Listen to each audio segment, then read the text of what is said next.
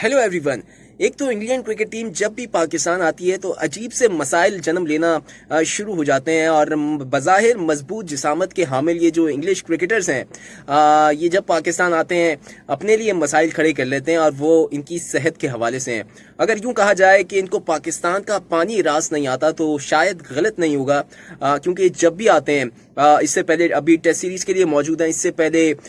T20 world cup से पहले T20 series खेलने के लिए पाकिस्तान में आए थे। उस दौरान भी इनको सेहत के हवाले से कुछ मसाइल का सामना करना पड़ा था। डायरिया हो गया था, पेट में दर्द की शिकायत आई थी और कई खिलाड़ी बीमार पड़ गए थे। T20 जो स्क्वाड था उससे पहले जो PSL होता है उसमें भी इंग्लिश क्रिकेटर्स आते हैं तो इनको इसी तरह के सेहत के मसाइल, खास तौर पे पेट की जो दर्द है या इस तरह डायरिया की शिकायत जो है इनको हमेशा से रहती हैं।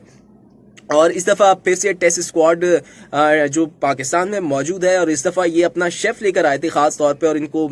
ये शिकायत थी कि पाकिस्तानी खाने मज़े के नहीं होते और पाकिस्तानी खानों की वजह से इनको जो था काफ़ी जो था मुश्किल का सामना करना पड़ा था और सेहत के मसाइल थे। और इसी वजह से इन्होंने फैसला किया था कि वो इस दफ़ा जब पाकिस्तान जाएंगे तो अपना शेफ साथ लेकर जाएंगे। और इंडियन क्रिकेट बोर्ड ने अपने प्लेयर्स के लिए ख़ास तौर पर एक शेफ हायर किया और उनको अपने साथ अपने टीम के साथ पाकिस्तान भेजा। लेकिन वो शेफ भी बेचारा क्या कर सकता था, खाने तो उसने बना के दिए अपने प्लेयर्स को, उनकी पसंदीदा जो डिशेस थी वो बना के दे रहा था। लेकिन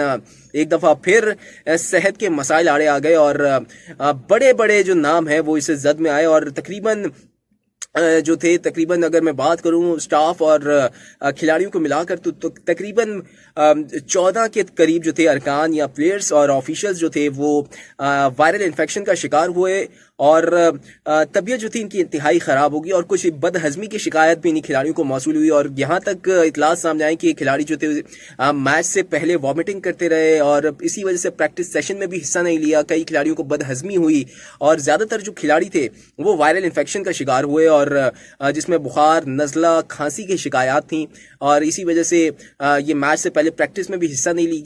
लिया गया और ट्रॉफी की जो तकरीब की रोनुमाई थी या जो ट्रॉफी का अनवील होनी थी वो तकरीब भी बेन स्टोक्स की बीमार होने की वजह से